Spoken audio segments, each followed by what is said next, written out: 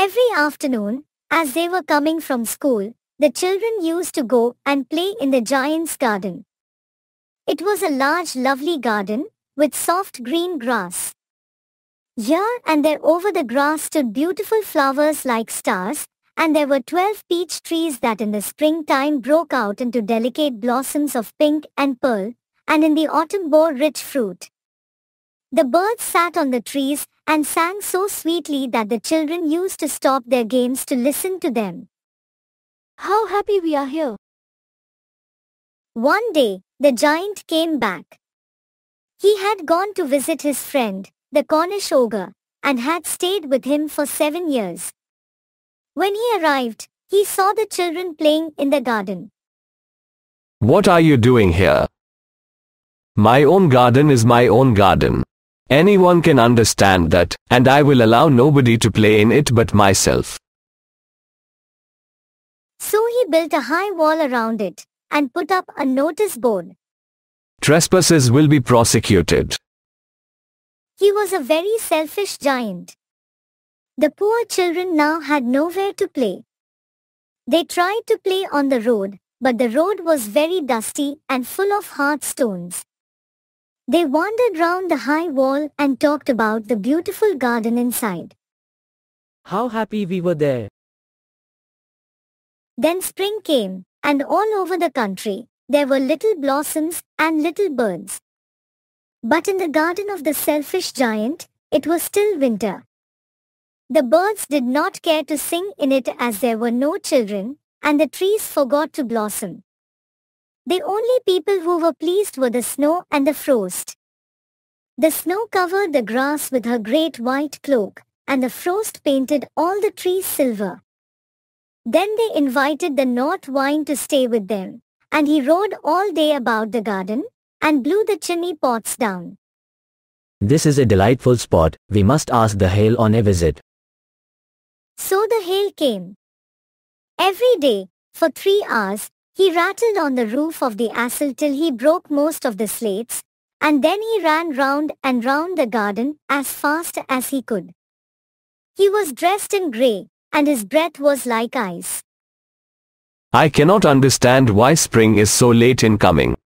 As he sat at the window and looked out at his cold, white garden. I hope there will be a change in the weather. But spring never came, nor summer. Autumn gave golden fruit to every garden, but to the giant's garden, she gave none. So it was always winter there, and the north wind and the hail and the frost and the snow danced about through the trees. One morning, the giant was lying awake in bed when he heard some lovely music. It was really only a little linnet singing outside his window, but it was so long since he had heard a bird sing in his garden that it seemed to him to be the most beautiful music in the world. Then the hail stopped dancing over his head, and the north wind ceased roaring, and a delicious perfume came to him through the open window. I believe spring has come at last. He jumped out of bed and looked out. What did he see? He saw the most wonderful sight. Through a little hole in the wall, the children had crept in, and they were sitting on the branches of the trees. In every tree that he could see, there was a little child. And the trees were so glad to have the children back again, that they had covered themselves with blossoms, and were waving their arms gently above the children's heads. The birds were flying about, and twittering with delight, and the flowers were looking up through the green grass and laughing. It was a lovely scene, but in one corner, it was still winter. It was the farthest corner of the garden, and there was standing a little boy. He was so small that he could not reach up to the branches of the tree, and he was wandering all round it, crying bitterly. The poor tree was still covered with frost and snow, and the north wind was blowing and roaring about it. Climb up, little boy. And it bent its branches down as low as it could. But the boy was too tiny. The giant's heart melted as he looked out.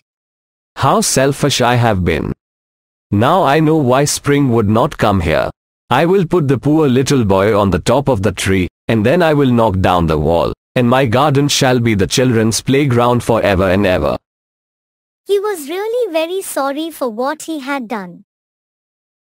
So he crept downstairs and opened the front door quite softly and went out into the garden. But when the children saw him, they were so frightened that they all ran away, and the garden became winter again.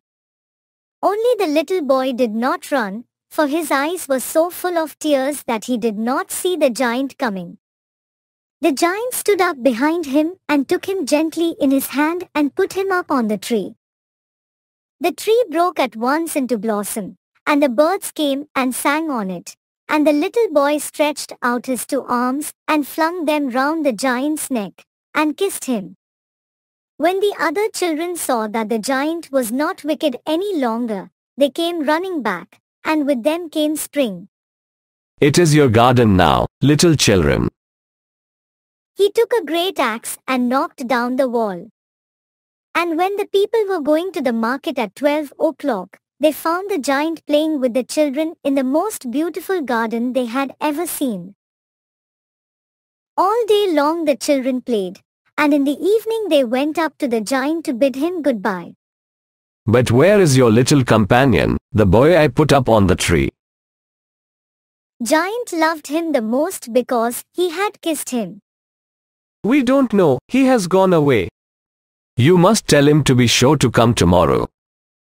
But the children said that they did not know where he lived and had never seen him before.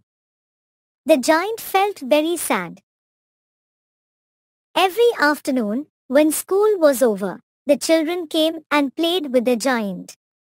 But the little boy whom the giant loved was never seen again. The giant was very kind to all the children, yet he longed for his first little friend. Years went by, and the giant grew very old and feeble. He could not play about any more, so he sat in a huge armchair and watched the children at their games and admired his garden. I have many beautiful flowers.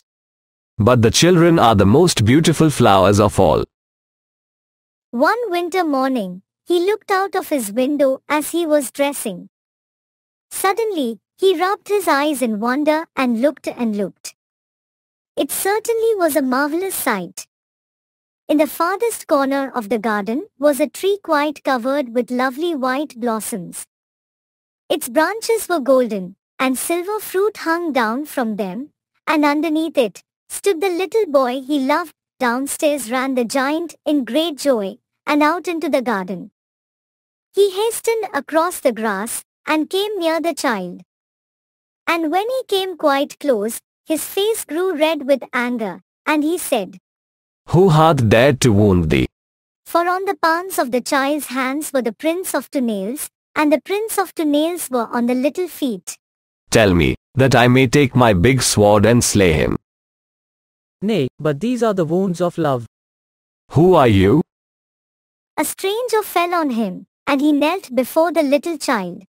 And the child smiled on the giant, and said to him, You let me play once in your garden, today you shall come with me to my garden, which is paradise. And when the children ran in that afternoon, they found the giant lying dead under the tree, all covered with white blossoms.